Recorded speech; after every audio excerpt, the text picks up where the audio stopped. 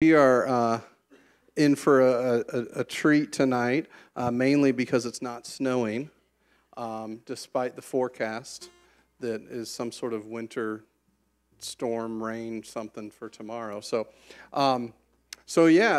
if you were one of the 4 people that were here last week, you'll know that we had plans for Maria Williams to share her story, and so since we had a number of people that had said that they really wanted to hear her and couldn't make it, we decided we rescheduled her, and so come back in about 3 weeks and you'll hear from Maria. But tonight you get to hear from Mr. Caleb Talktrop. So let's give him a hand as he comes forward.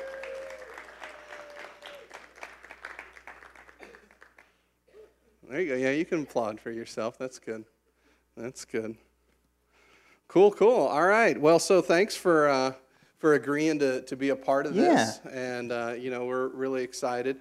So before we kind of dig into the questions, just tell us kind of how you first got connected to GU, how long you've been here, and kind of what your role is, other than jumping around while playing the bass. Yeah. So I've been friends with Colton since 6th, 7th grade.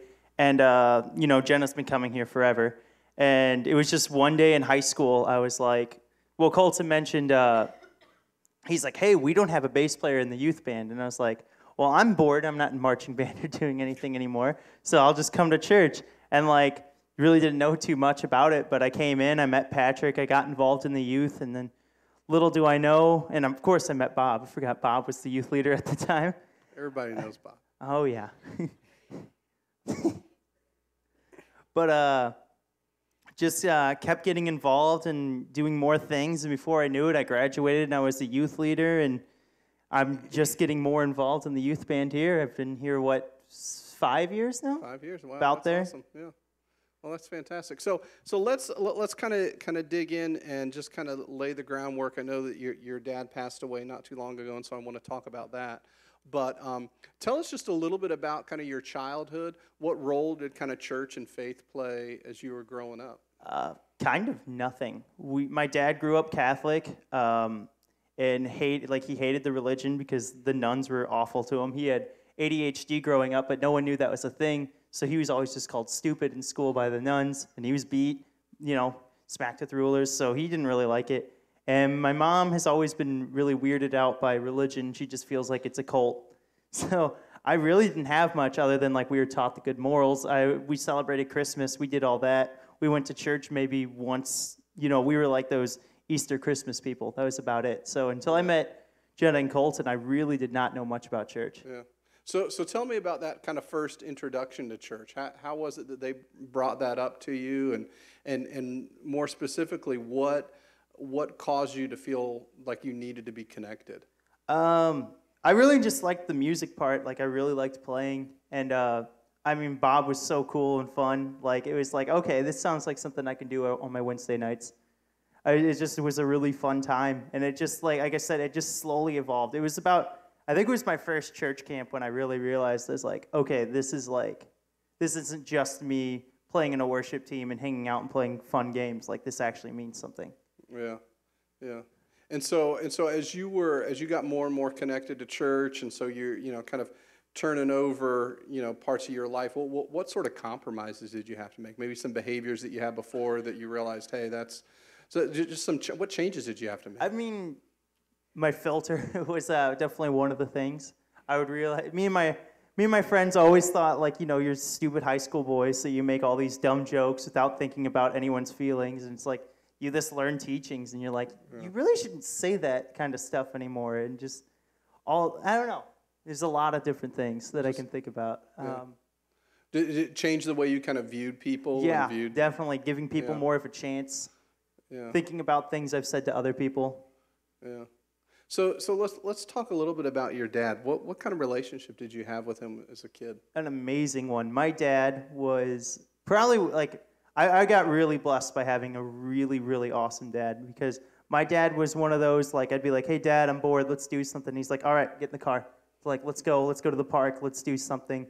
He was always right behind me when I said I wanted to play bass. He got me to a music store within that week. Like, he got things done. When I wanted to skateboard, he was all about that. It was just like, whatever I wanted to do, he supported me. So, like, I really had an awesome dad.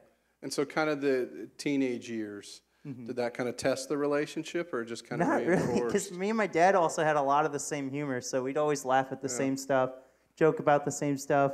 Like, he always went, listen, you're going to become an adult, and, like, I trust you and I love you, because, like, my parents just trusted me, so they just let me go. They were like, okay, you can go out till 3 in the morning, because you know you're not going to do anything stupid. Like, they just let me do things because they trusted me. And so what did he think when you started attending church? Well, he liked it. Like I said, like, my dad, I said he hated Catholicism, but, like, he loved God. But, like, he had this really weird relationship because he never knew to go back or stay away or what it was. So I think me going kind of, because as you know, at the end of his life, he really started coming here and sitting in on services. So he really liked it, but I never think he took enough initiative towards it until the end. Yeah. So let's talk a little bit about kind of his diagnosis. When did you first learn of the diagnosis, and how did that affect things? It's actually fun. So the first time, it was twice. It was 7th grade, he got prostate cancer. It was only stage 2. We got rid of it, radiation, didn't remove the prostate, all that. And then it went away. And then I think it was, 19, something like that. It was 2000, beginning of 2017. I was just starting my 2nd semester of college. So he comes in, and I still remember this. He stands in the doorway, and he goes, buddy, I have to tell you something. I was like, what's going on? I was like, I messed up. I must have left some milk out of the fridge or something again. I didn't do anything, I swear. I forgot to flush the toilet. What is he going to yell at me this time? And he's like, listen, he's like, I have cancer. It's stage 4. The doctors just don't think there's anything that can happen for me. And he's like, I'm going to die in about 8 months. And I just remember I hugged him, and I hugged him so tight that I was scared, like if I let go, he would just die there. Right. I really remember that. I just remember shaking for 2 hours after. And so what was going through your mind when you kind of overwhelmed with that kind of emotion? And were you blaming God? Were you praying, asking for, what was going through your mind? I really didn't know what to think, honestly. I knew that because of church, if I wouldn't have gone to church, I probably would have been blaming God. If I didn't have any kind of background, I probably would have been just furious with God. That's how my sister is. Right. She blames God every day that my dad died. Really? Like, to this day, she still does. And I don't know. I just really, it was just a mixed emotions. I was angry, I was sad, I was upset, but I prayed to God to just take care of my dad most of the morning. Yeah. So as, and what type of cancer did he have? It was stage 4 prostate cancer. Prostate cancer. So as you knew kind of that the end was near, and you said that he started attending church here, tell me a little bit about that. What was... It was cool. And my dad was old school, grew up South St. Louis. He had his ways. He was set in South St. Louis. But he had his ways, and he was set in those. But it wasn't just the end of his life. It was probably the last 5 years of his life. But I really watched his heart just soften. He really became more accepting of everyone, and he started to understand that people are going to be some of the ways they are, and they can't help that.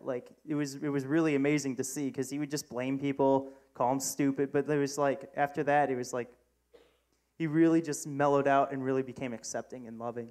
He was always a loving man, but like I said, he was in his ways, and he had his beliefs.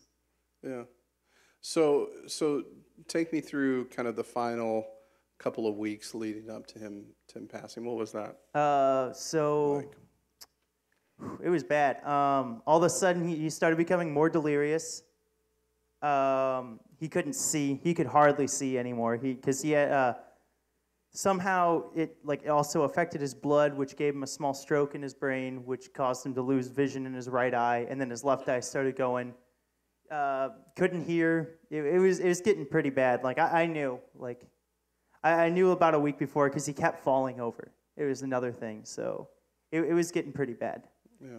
So how did you kind of respond to all of that when you saw that the end was near, and like what was going through I your mean, mind? I tried to talk to him. Like I have one thing I really did before he really started getting delirious was I took a lot of, because my friend that I've played in bands with, he lost his dad 3 years before that to cancer, and he told me to take lots of voice recordings of my dad.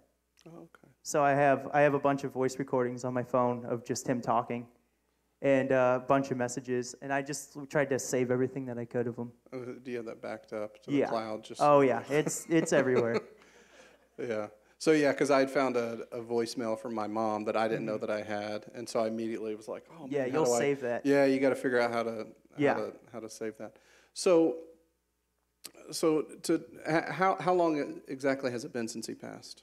Let's see, November 2017, so a little over a year and a half, I guess. And what all has changed since then? How's life been? It's you mentioned different. your sister. It's different. Well, Emily got married. She lives in Kansas City with her husband now. It's just me and my mom in the house and the dog. It's hard sometimes because like we don't have both incomes anymore. But thankfully, my mom actually just got a new raise. Thankfully. Yeah. And we're just trying. We have to try. We have to learn to do things for ourselves. My mom's on YouTube all the time learning how to fix the house or do other things. So, yeah, we just really have to figure things out for ourselves, you know?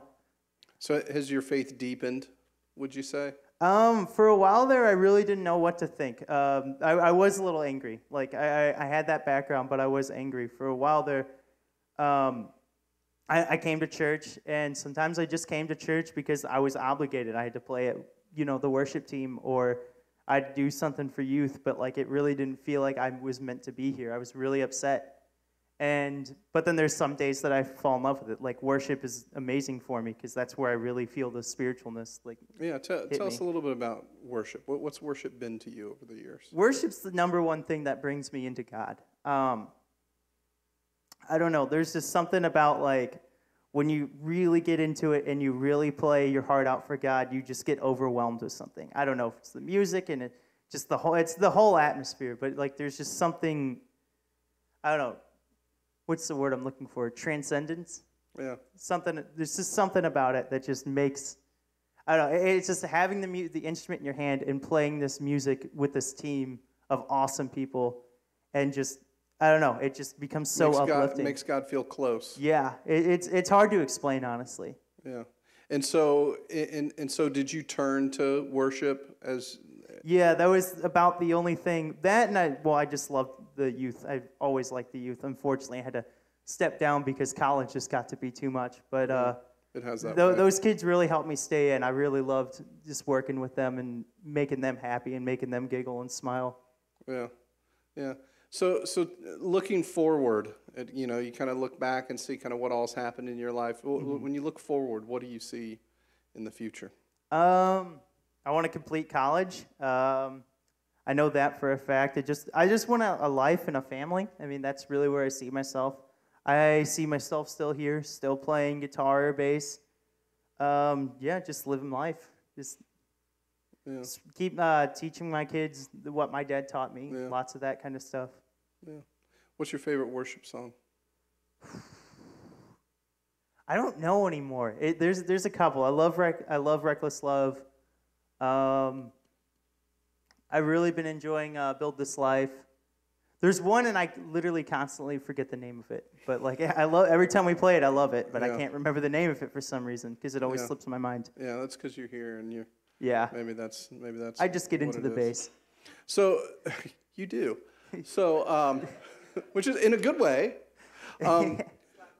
So how would you say that you've dealt with? You always hear about kind of the stages of grief and everything. I mean, you seem kind of like you've adjusted well. Mm-hmm. What's kind of that grief process been for you, and how has faith played a role in that? They say there's 7 stages, and like you'll go through them, but like it's not that. You go through them at like very different times.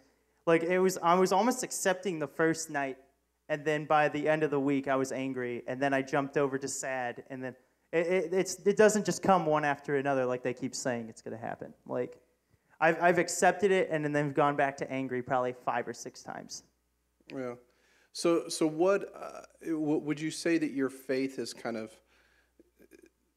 grounded you through all of that? I mean, you know, if you think if you didn't have church and didn't have your faith, would you kind of have possibly, like, you know, gone off the deep end, whatever that might look like? I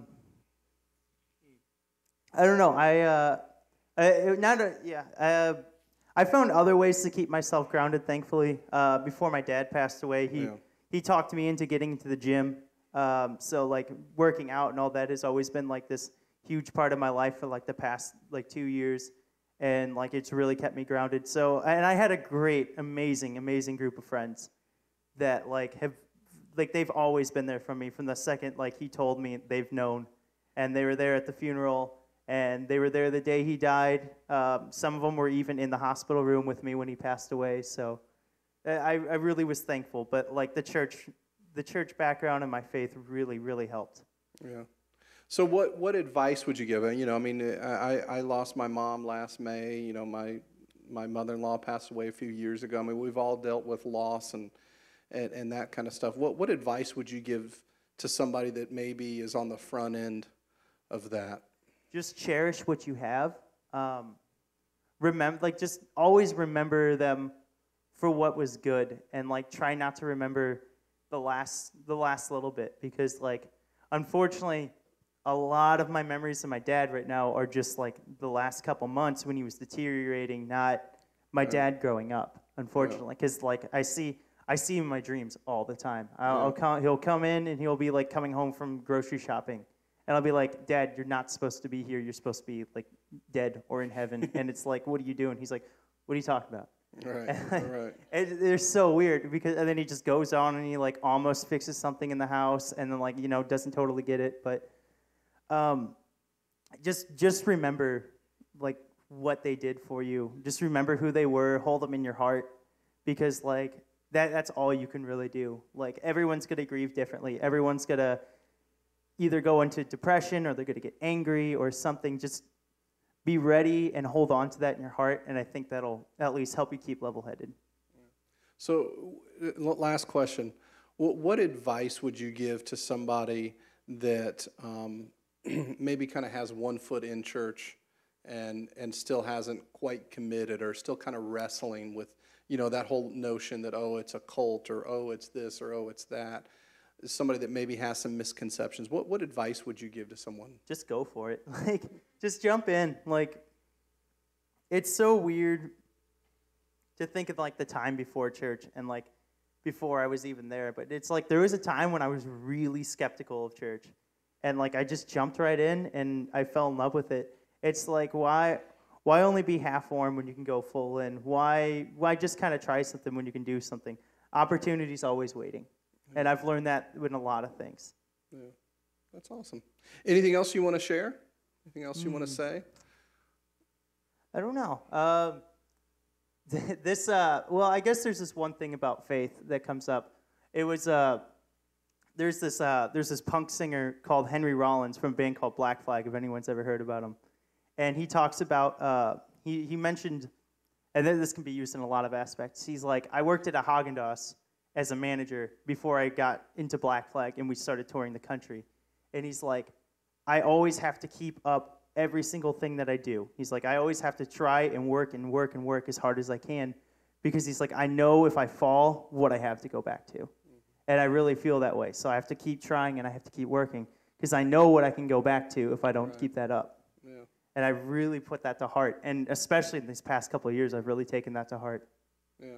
Well, and one of the things that too I think is part of life is beginning with the end in mind. You know, where do I want to go? What do I want my life to look like? And then making decisions based on that goal, rather than, you know, what my habits are, tendencies and stuff. So, yeah, awesome. Cool. Well, thanks so much, man. We appreciate you sharing. You. That was great. Here, I'll take your mic. Oh. My palm's a little sweaty, but that's all right. Yeah, there you go. All right. Thanks so much, man. All right, so we're gonna have Shane and Jeff are gonna come back up, and we're gonna have some some time in prayer. I felt compelled to share a story with you.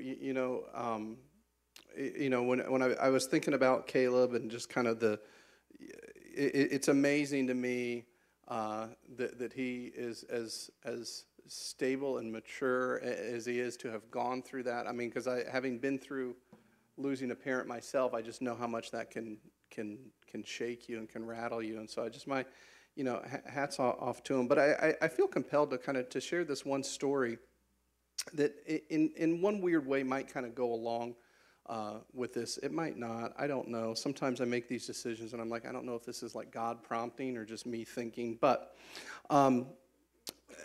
I was sitting, I work with foster kids, and a few months ago I have a periodic meeting with a juvenile court judge, and you can start playing whenever you're ready. And so the judge calls everybody in, and we just kind of meet and we talk about cases and just kind of how things are going. And this one, these two kids had come into custody, and it was an 8-year-old boy and a 9-year-old boy. They're two brothers. And one of the things that the younger, or the older kid, was concerned about is he wanted to find whatever home he was going to. He wanted to make sure that they would take his pet turtle. He had a little pet turtle. And so the case manager called the foster parent and said, hey, kind of a weird request. This kid has a turtle. Can you take the turtle? He says, yeah, I can take the turtle. He was very, very concerned about the turtle. And so the case manager picks up this turtle, and it's in this kind of terrarium thing, and she said that her car smelled horrible as they're driving around. And like I said, the water needed to be changed, all this kind of stuff. They get there to the foster home, and they're unloading everything, and they have the turtle there, and the foster dad looks at him and says, hey, this we need to spend some time cleaning out this cage. We need some fresh water. And the kid said, yeah, we've been meaning to change the water out. He said, do you have water here? And he said, yeah, we've got water here. And so the kid runs out the front door. His brother was pulling up and said, hey, they have water here. It's like, yeah, so they're all excited about that. And so he was very, very concerned about his turtle. And so we're kind of telling this story, and the judge says, well, would he like a court order that mandates that turtle goes with him no matter where he goes? Because, kids have different placements. And he said, I don't know that I have the authority to do that. He said, but it'll be a piece of paper with a judge's signature that says this turtle stays with this kid no matter what home he's in. And so it was kind of a cool moment. And the parallel that I'm thinking of is that sometimes we go through misfortune in life, whether it be a death, whether it be a job loss, whether it be whatever it is. And we might feel like it's insignificant. We might feel like the world is kind of moving along without us, and kind of no one. I mean, because that was the biggest thing with my mom's loss, is that everyone, knows for a while, but then eventually you kind of get back to normal life, and you're still thinking about this thing. And what kind of the connection that I made in my mind is that God sees that. And it might seem insignificant to you, it might seem insignificant to those around you, but God sees that, and God wants to carry you through that process. And despite what difficulties you might be having, you might be struggling with, I mean, we all have a really good way of just kind of having a nice, smile and just kind of able to exchange pleasantries. I had a good friend of mine, it might have been Shane that actually had done this, to where I said to him, oh, how are you doing? And they start telling me, oh, well, I got this. And I was like, no, I don't really care how you're doing. You're just supposed to say, yes, I'm fine, thank you, and move on. But, we have a way of just kind of pretending like everything's all right and moving on. And so I just want to, as they sing this last song, I want to just encourage you to spend some time in prayer and just handing those things over to God.